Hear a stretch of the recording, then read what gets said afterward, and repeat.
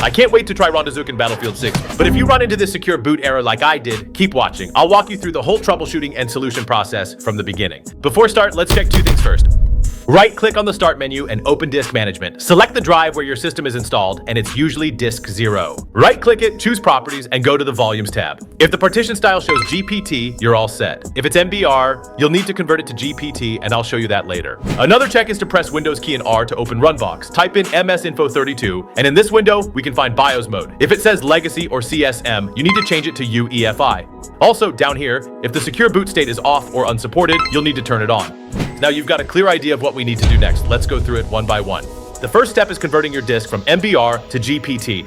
Some of you might be worried about losing data, so disk management is definitely not an option, because it would ask you to delete all partitions on the target disk. If your hard drive has more than 3 partitions, or if you're not comfortable with command prompt, then diskpart is not recommended either. So, is there a safer way to do this? Well, as an alternative, we can use EaseUS Partition Master to do the job. With this, you can ignore those worries.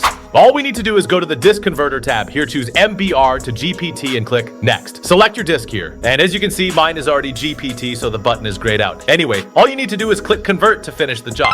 Now that we've finished the crucial step 1, let's go ahead and restart the computer. And when you see the logo, press the BIOS key, and mine is F2. You can check this chart to find the key for your motherboard. Once you're in the BIOS menu, hit F7 to go into advanced mode. Oh, and your interface might look different from mine, but the steps are basically the same, so no worries.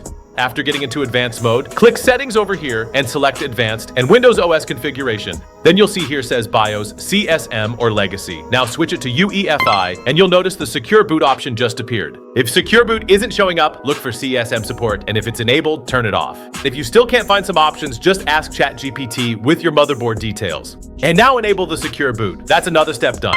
Let's go back to the settings and select Security here, and go to Trusted Computing, then enable Security Device Support. Then you should see an option called TPM State, PTT, or FTPM. Enable it as well. Last step, save your changes and exit BIOS. Your PC will reboot, and that's it. I'll see you on the battlefield.